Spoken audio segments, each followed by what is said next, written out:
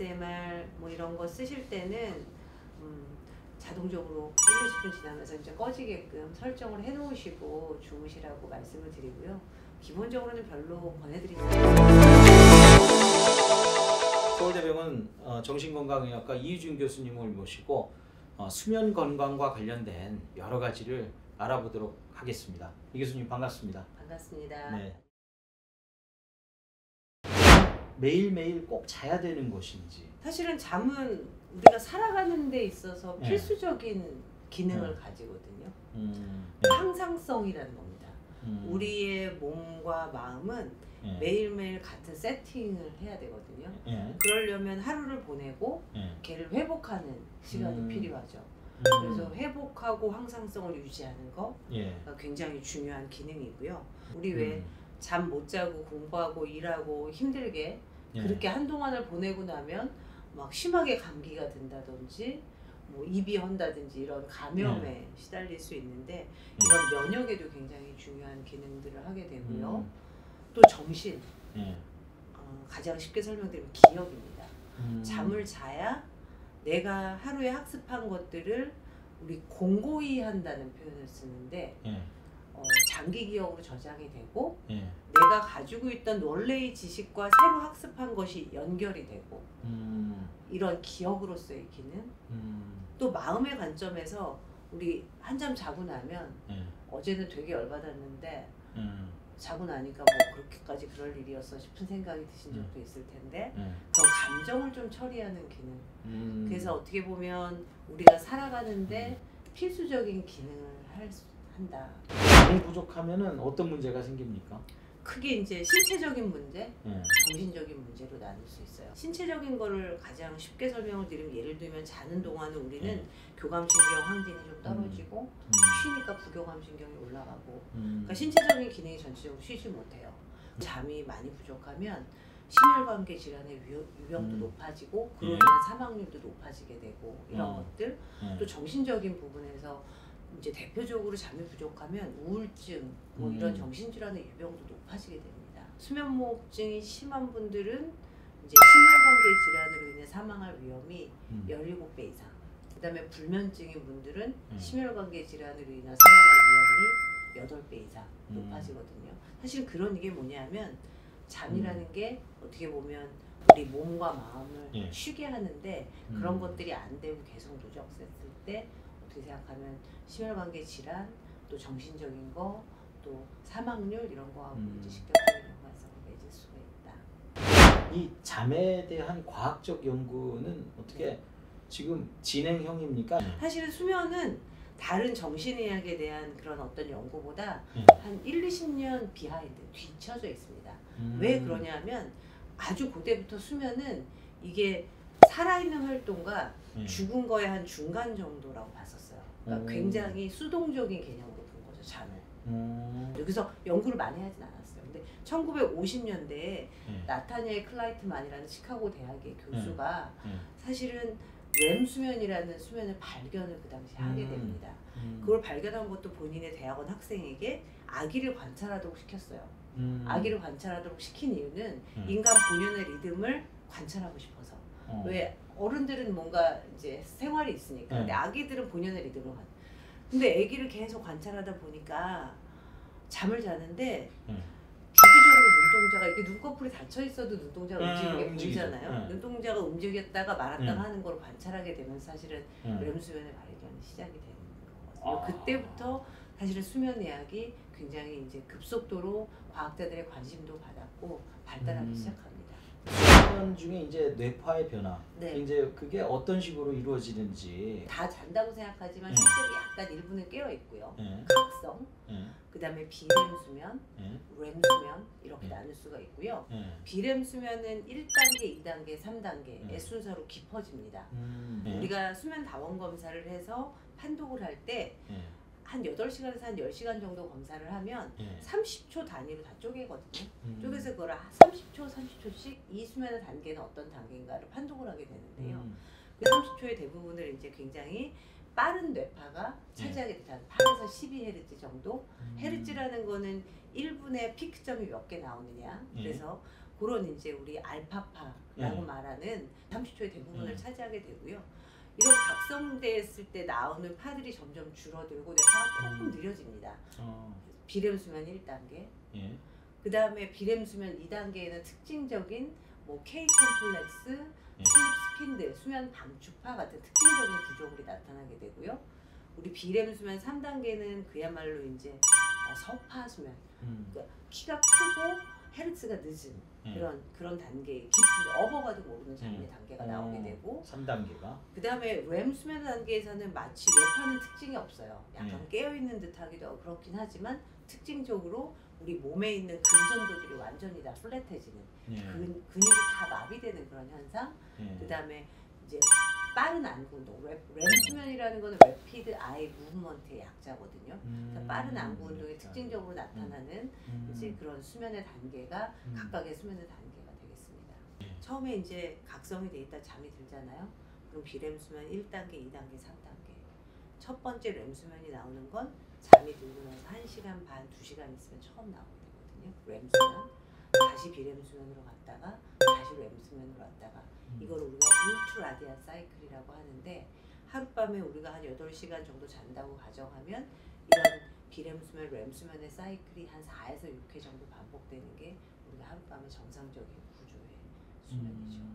수면의학에서는 왜 이런 울트 라디안 사이클을 가지는지 이런 것들에 대해서 아직 다 밝혀지진 않았습니다. 수면을 통해서 뇌 노폐물이 청소가 된다는 건 어떤 메커니즘인가요? 글림파틱 시스템이라는 개념이 있어요. 우리 몸에는 림프계가 있죠. 림프계. 그거는 이제 우리 몸에 그 림프 노드들이 다 있어서 이제 병균들에 이렇게 대항하는 거예요. 바이러스, 뭐 병균 이런 거에 대항을 하는 건데 우리 뇌에는 뇌 척수액이 척추부터 시작해서 우리 뇌까지 쭉 돌아다니면서 순환하면서 뇌에서 다 사용하고 남은 필요 없는 노폐물들, 예를 들면 치매의 원인 물질인 뭐 A베타, 아밀로이드 베타 같은 물질들을 청소해낸다라는 개념입니다. 그래서 깊은 잠도 많이 자고 잘 자는 사람들은 우리 이런 노폐물들의 축적이 더 적더라. 그런 연구들이 이제 최근에 굉장히 많이 나와서 잠을 잘 못 자면 뭐 치매 걸린다. 뭐 이런 얘기들이 사실은 그런 과학적인 근거 하에 얘기가 되고 있는 거죠.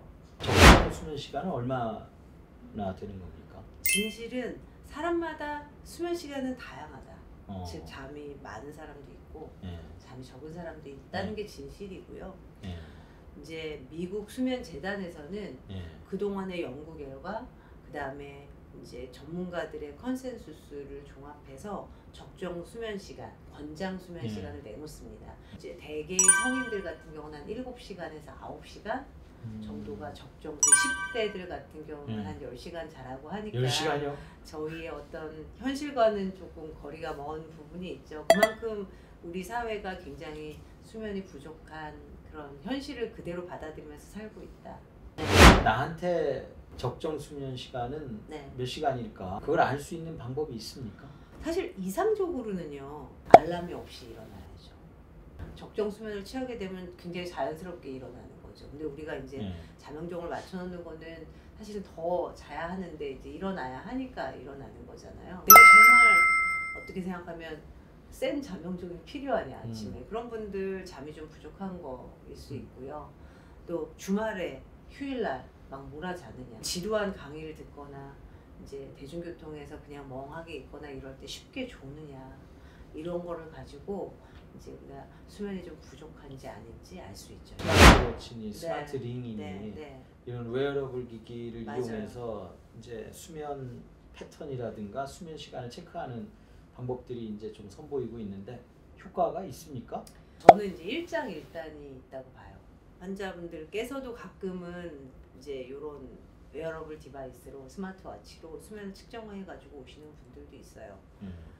근데 이제 불면증 환자분들은 본인이 못 자고 자는 거에 대해서 굉장히 관심이 아주 투머치하게 많고 이제 못 자는 거에 대해서 걱정을 많이 하시는 분들이에요.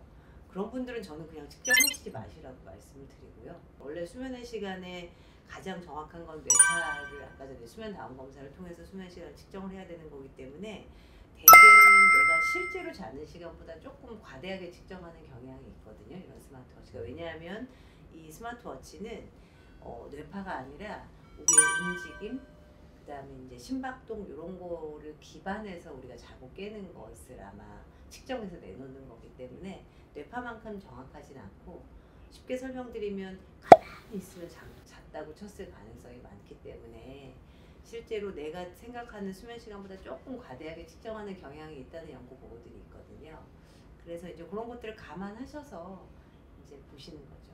미국 수면학회에서는 몇 년 전에 온솜니아라는 그런 개념을 얘기했어요. 사람들이 너무 스마트워치 뭐 이런 걸로 잠에 대해서 관심이 과도해지니까 오히려 이게 불면증 같은 그런 증상을 야기하는 거 아니냐, 이제 그런 개념도 있기 때문에 사실 적절하게 활용하시는 게 좋을 것 같습니다. 네.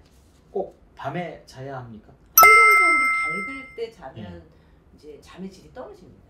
불을 켜놓고 잔다든지, 예를 들면 낮에 잘 수밖에 없는 뭐 직업을 가지시는 분들도 있거든요. 그런 분들이 이제 암막 커튼 같은 게 없이 해가 그대로 들어오는 채로 잔다든지 그러면 잠의 질이 떨어지거든요. 우리가 눈을 아무리 감고 있어도 빛이 사실은 눈으로 살짝 들어올 수밖에 없거든요. 그렇기 때문에 이제 이 빛이 이제 우리 뇌로 전달이 돼서 멜라토닌 이런 어떤 잘 때 나오는 호르몬의 어떤 리듬을 방해할 수 있기 때문에 수면의 질을 방해할 수 있어요. 그래서 가장 좋게는 이제 해가 뜨면 활동하시고 해가 지면 자고 거기에 맞춰서 우리는 살게끔 되어 있는 게 사람입니다. 나이들수록 이제 잠이 줄어든다 이렇게 우리가 흔히 표현하는데 그런 게 실제로 맞는 겁니까? 잠의 양이 줄어든다기보다는 대표적으로는 잠의 질이 떨어지세요. 저는 항상 환자분들한테 자는 것도 뇌의 기능이다. 왜 우리를 회복시킬 수 있는 그런 기능이거든요. 그래서 연세가 드시면서는 깊은 잠, 아까 사파수면이라고 말하는 깊은 잠이 줄어들고 잠이 자꾸 이제 분절하, 자꾸 깨는 현상들이 나타나게 되기 때문에 잠이 떨어집니다. 그 다음에 말씀하신 것처럼 연세 드시면서 조금 아침 일찍 일어나게 되는 현상은 일주기 리듬이 이제 특히 22세 정도까지는 피크로 이제 올빼미가 되거든요. 이제 10대, 20대 이럴 때는 난 아무리 늦게 자고 늦게 일어나는 건 할 수 있어도 일찍 자고 일찍 일어나는 건 되게 못하겠어요. 그런 분들 많으신데 우리의 인간의 발달에서 이제 그런 젊은 분들은 사실은 늦게 자고 늦게 일어나는 그런 올빼미 같은 패턴을 가지게 되고요. 나이가 들면서 사실은 그런 사이클이 좀 당겨집니다. 일찍 자고 일찍 일어나는 패턴으로 다소 바뀌는 게 우리가 이제 인간의 주기에 맞춰서 그렇기 때문에 일주기의 리듬의 관점, 또 잠의 질의 관점에서 봐야 되는 것이 맞습니다. 사람에 따라서 이제 잠이 많고 적고 이제 그런 유형들이 좀 있긴 한데 특정한 이유가 좀 있을까요? 상당히 유전적으로 결정된다고 해요. 어떤 단독 유전자는 아닌 것 같고요. 여러 가지가 이제 복합적으로 유전적으로 작용할 것 같은데 어느 하나의 특정 유전자 이런 것들은 정확하게 밝혀진 것은 없습니다. 이제 저녁형 인간인 경우에도 미라클 모닝 그런 게 가능합니까? 불가능하진 않겠지만은 쉽진 않고 쉽게 자꾸 저녁형이 되는 그런 경향이 있죠. 예를 들면은 뭐 휴일이 있다든지 뭐 이럴 때는, 그러니까 소위 말해 마음대로 내가 스케줄을 가질 수 있을 때는 늦게 자고 늦게 일어나는 패턴을 취하시거든요. 건강에는 그 아침형 인간이나 저녁형 인간이 어떤 영향이 좀 뭐 다른 게 좀 있습니까? 아주 극단적인 경우는 사실은 조금 이제 문제가 있을 수 있고, 특히 이제 저녁형 같은 경우는 어떤 패턴이 있냐면 저녁형 분들이 수면 장애가 많으세요. 왜냐하면 이분들은 우리 사회가 어떻게 보면 아침에 출근하고 저녁에 퇴근하는 그게 루틴인 사회이지 않습니까? 그렇기 때문에 자는 거는 늦게 자는데 깨는 거는 남들하고 비슷하게 깨게 되는 거죠. 깨야 되는 거죠. 학교도 가야 되고 뭐 직장도 가야 되고 하기 때문에 그러다 보면 수면이 부족하세요. 뒷잠을 계속 잘라먹는 거죠. 그러다가 주말에 확 몰아주무세요. 뭐 이런 식의 패턴을 사실은 저녁형 분들이 가지기 쉽기 때문에 사실은 저녁형 분들이 수면 장애가 많으세요. 또 연세가 드시면서 이 저녁형 분들이 남들하고 비슷한 시간에 주무시고 싶어 하세요. 아직 때가 아닌데 내 일주기 리듬의 그런 생체 시계는 아직 각성의 신호가 꺼져야지 잠이 드는데 각성의 신호가 덜 꺼졌는데 일찌감치 자꾸 잠자리에 누워서 잠을 청하시다 보면 이제 만성화된 불면증에 놓이시는 경우도 있고요. 왜哭으니까? 수면의 단계 중에 네. 렘 수면에서 꿈을 꾸게 되거든요. 네. 한 80% 정도의 꿈을 렘 수면의 단계에서 꿈을 꾸게 되고, 하늘을 날랐어, 예를 들면 시험지를 넘겼는데 끝이 안 났어, 이런 식의 우리가 스토리텔링 할 수 있는 꿈들은 대부분 렘 수면의 단계에서 꿈을 꾸게 되고요. 사실은 꿈을 많이 기억하는 거는 어떻게 보면 렘 수면 중에 뭔가 자꾸 잠이 깨어서 기억한다의 가능성이 상당히 높죠. 그래서 불면 증상이나 수면장애 증상이 있는 분들 중에는 꿈이 왜 이렇게 많고 자꾸 기억이 나고 그런 표현들을 많이 하십니다. 꿈의 컨텐츠는 뭐든 나올 수 있습니다. 내 머릿속에 나도 내가 뭐가 들어가 있는지 잘 모르기 때문에 우리 의식, 무의식 중에는 우리가 전혀 인지할 수 없는 컨텐츠들이 많이 있기 때문에 그런 내 머릿속에 저장되어 있는 것들이 사실 무작위적인 연결을 통해서 이제 나오는 겁니다. 그래서 사람들이 길몽이다, 흉몽이다 이렇게 이름 붙이는 걸 굉장히 좋아하지만 이제 수면의학적으로는 그런 큰 의미는 없다라는 말씀을 드리고 싶네요. 어떤 꿈을 꾸었느냐는 수면의 질과는 크게 상관이 없다. 꿈의 컨텐츠는 사실은 상관없다. 다만 내가 자꾸 이제 꿈을 꾼다는 거를 인지하면서 내지는 꿈 내용을 자꾸 느끼면서 아침에 일어나니까 잔 것 같지도 않고 수면의 질이 떨어지는 것 같다. 이런 부분은 이제 렘 수면의 단계에서 뭔가 나를 깨우는 이유, 코골이 수면 무호흡증이 있을 수 있고 다른 이유도 있을 수 있고 뭔가 불면 증상일 수도 있고 그래서 기억할 가능성이 많다라는 거죠. 꿈을 울렸다고 하는 거는 네. 꿈이 조금 더 자각 증상이 있었다. 네. 수면의학적으로 가위 눌림이다. 이거는 전문 용어로 수면 마비라고 하거든요. 렘 수면의 단계에서는 근육이 모두 마비돼요. 숨 쉬는 근육하고 눈동자 움직이는 근육 빼고는 의지를 가지고 움직이는 근육은 모두 다 마비가 되는데 그게 정상적인 렘 수면이죠. 근데 수면 마비라 함은 의식이 깼어요. 근데 몸이 마비된 거는 그대로 있어요. 그걸 우리가 왜 자다가 머리는 깼는데 몸을 꼼짝 못 하겠어요 라는 대개는 수분 내에 사라지는 현상이거든요. 그걸 수면 마비라고 합니다. 때로는 꿈의 내용이 이제 별로 나를 굉장히 힘들게 하고 어려웠던 내용이 다시 꿈에 나왔다든지 그런 식의 악몽을 이제 수면 마비라고 표현하시기도 해서 제가 이제 항상 환자분들한테 가위를 자주 눌려요라고 이제 표현하시는 분들은 그게 어떤 건지 자세히 한번 얘기해 보세요라고 이제 이게 정말 의학적으로 말하는 수면 마비인지 아니면 꿈이 이제 조금 많고 힘들었다는 표현이신지를 구분을 해야죠. 가위눌림과 같은 그런 꿈을 꿨을 때 뇌파의 변화는 어떻습니까? 이제 뇌파는 원래는 이제 렘 수면의 단계에서는 약간 깨어있는 뇌파 같은 뇌파 현상이 나올 수도 있는데요. 더 깨어있는 뇌파가 많이 나오죠. 우리 자각몽이라는 현상을 할 때도 마찬가지고 자각몽은 우리가 꿈을 꾸고 있는데 이거 꿈이야 라는 걸 스스로 아는 걸 자각몽이라고 말을 하는데 루시드 드림이라고 말하는 그 자각몽 현상일 때도 이제 검사를 해보면 꿈꾸는 잠에 깨어있는 뇌파가 많이 섞여 나오거든요.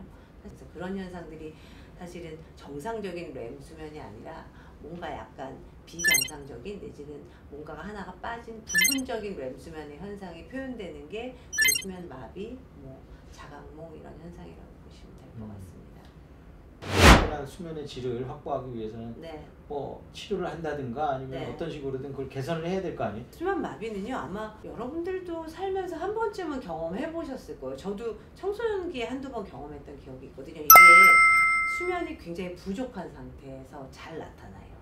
그래서 이제 한두 번 살면서 있는 것 정도는 수면 마비는 괜찮은 거거든요. 이게 이제 잠을 충분히 내가 못 자서 그런가? 왜 그러냐면 잠을 충분히 못 자다 보니까 렘 수면이 박탈돼서 이렇게 눌려 있다가 어느 날 자게 되면 걔가 확 이제 리바운드라고 하는 용수철처럼 확 튀어 오르면서 약간 비정상적으로 이제 변형이 돼서 나타나는 현상이기 때문에 그런 거 하시면 되는데 예를 들면 수면 마비가 너무 그런 거하고 상관없이 많이 나타난다. 그런 분들은 이제 단독으로 수면 마비만 이제 자꾸 나타나서 이제 잠을 방해하는 그런 수면 장애 일종도 있고요. 드물지만 내지는 기면병 환자분들은 우리 수면 마비를 굉장히 자주 낮에 졸린 병. 그래서 이제 이런 현상이 자주 있을 때 사실 낮에 주간 졸림도 내가 굉장히 심하다. 그런 분들은 혹시 그런 수면 장애가 있지는 않은지 살펴봐야 될 필요성이 있고요. 비슷한 시간대 새벽에 네. 2, 3시라든가 이런 시간대 이제 깨는 그 패턴을 보이는 경우도 있거든요. 네. 이게 어떤 이유 때문입니까? 대개는 이제 아까 말씀드린 울트라디안 사이클, 잠이 들고 나서 비렘 수면, 렘 수면 이제 사이클 돌거든요. 한 4에서 6회. 그런 시간대에 살짝 그 사이클의 어느 한 시점에 깰 수 있으세요? 이제 그렇게 새벽에 깨면은 네. 잠자기가 다시 잠들기가 쉽지 네. 않아서 네. 되게 고생하거든요. 그때 이제 잠을 들기 힘들게 만드는 중요한 요인 중에 하나는 시계를 보는 거죠. 시계를 보고 아이고 새벽 2시구나. 내가 어제 11시에 잤으니 3시간 잤구나. 내일 아침에 일어나려면 4시간 남았구나. 머릿속으로 계산을 합니다. 맞죠. 그럼 뇌가 완전히 깨서 다시 잠들기 힘든 거거든요. 사실은 그래서 시간을 체크하지 않는 게 중요합니다. 수면장애라는 게 어떤 겁니까? 뭐 수면장애는 굉장히 포괄적이고요. 거기에는 불면증도 있고 뭐 수면무호흡증도 있고 기면병도 있고 우리 사건 수면이라고 말하는 수면 중에 원치 않는 이벤트가 자꾸 일어나는 분들도 계시고 하지불안증후 수면과 관련된 운동장애 뭐 이런 것들도 굉장히 수면장애는 다양하고요. 그 중에 이제 가장 흔한 것이 이제 불면증이죠.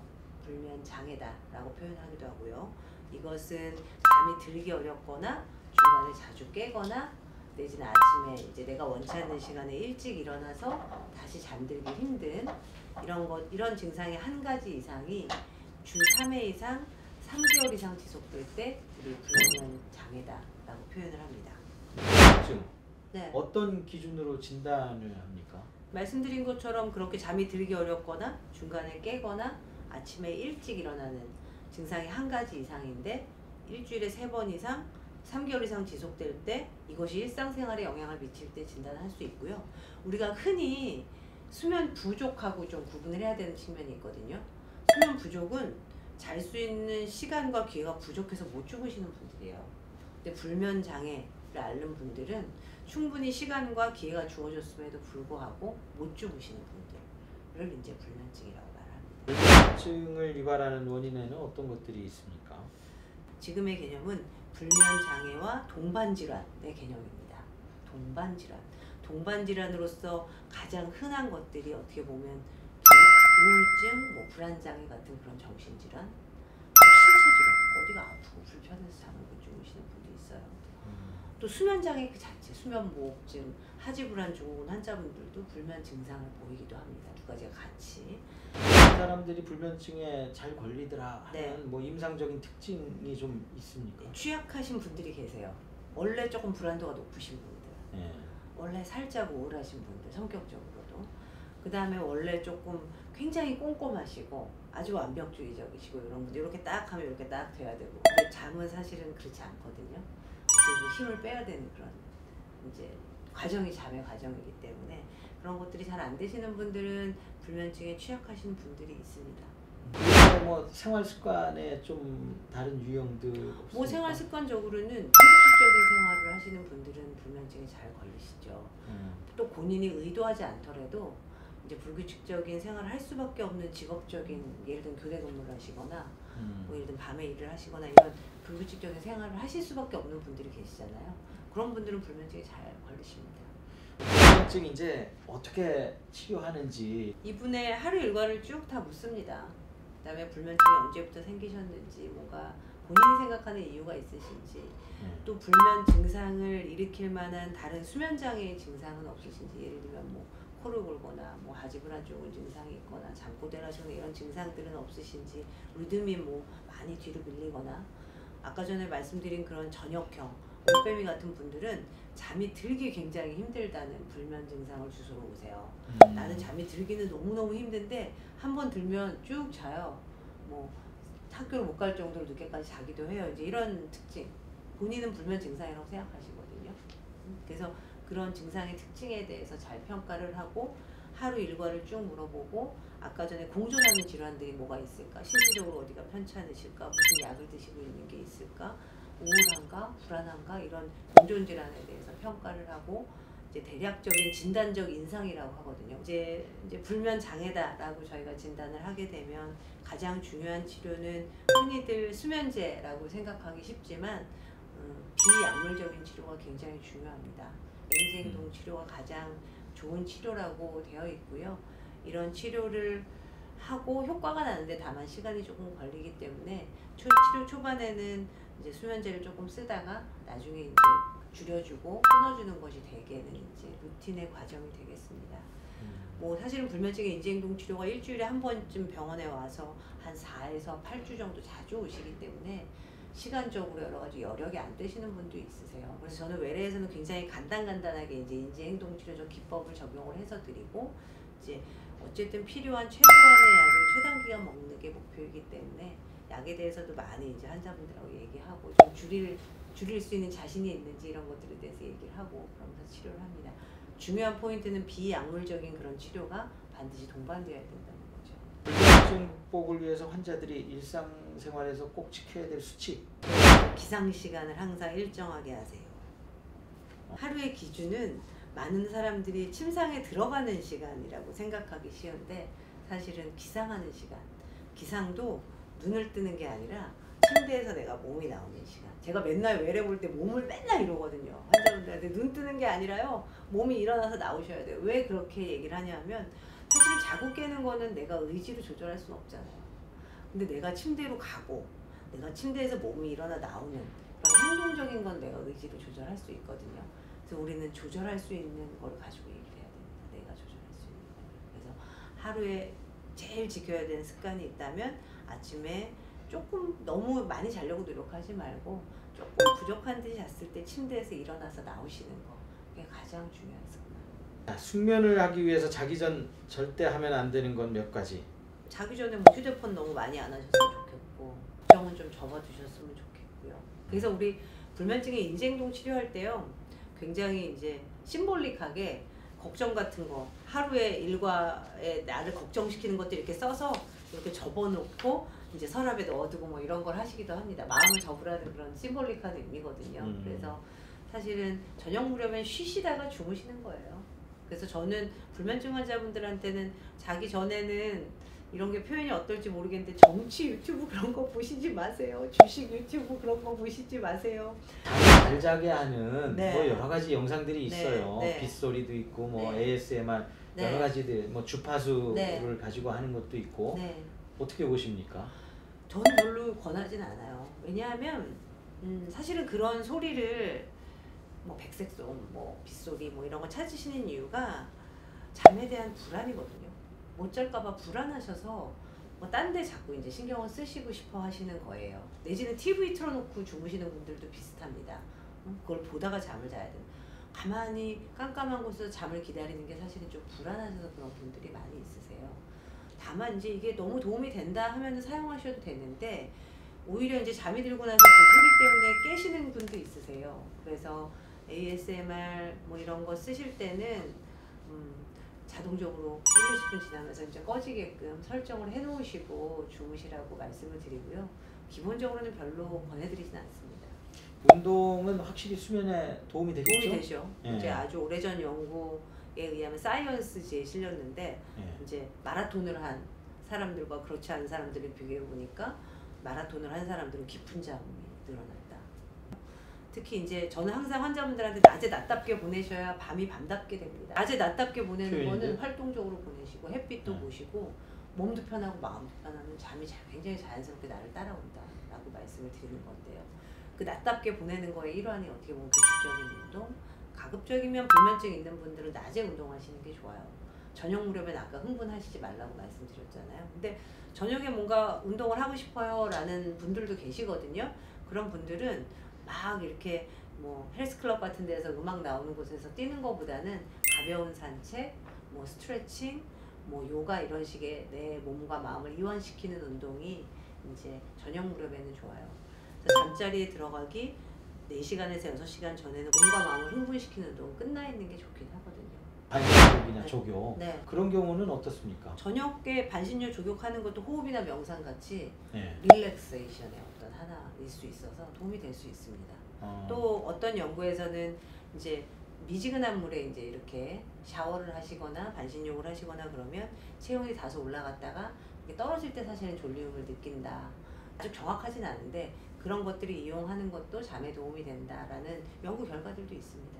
방 온도를 약간 서늘하게 하는 게 좋은 건지 아니면 네. 조금 더 따뜻하게 하는 게 숙면에 좋은 건지. 나한테 편안한 온도예요.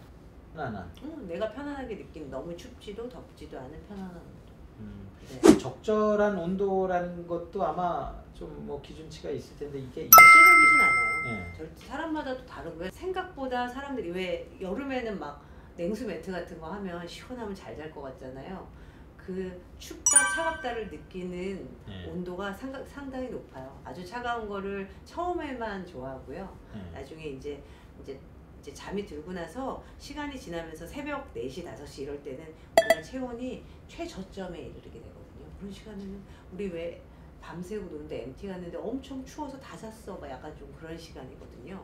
그런 것들 때문에 실제로 우리가 시원하게 느끼는 온도가 상당히 높습니다. 내가 편안하게 느끼는 온도가 가장 좋은 온도입니다. 왼쪽으로 누워자야 좋은지 오른쪽으로 누워자야 좋은지. 왼쪽 옆으로 자는 게 좋다라는 얘기가 나온 거는 우리가 이제 위식도 역류를 방지하기 위해서 위의 어떤 해부학적 위치 첫 번째 위식도 역류가 적다. 두 번째는 심장이 왼쪽에 있잖아요.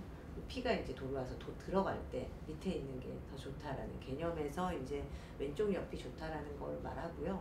기본적으로는 이제 수면 자세는 그것도 마찬가지로 본인한테 편한 포지션을 잡는 것이 중요합니다. 어떤 분들은요 왼쪽 옆으로 자면 침대에서 자고 심장이 왼쪽에 있으니까 쿵쿵쿵 뛰는 게 느껴지신다는 분들도 있어요. 그래서 내가 편안하게 느끼는 포지션이 좋고 왼쪽 옆이라는 말은 이제 사실은 그렇습니다.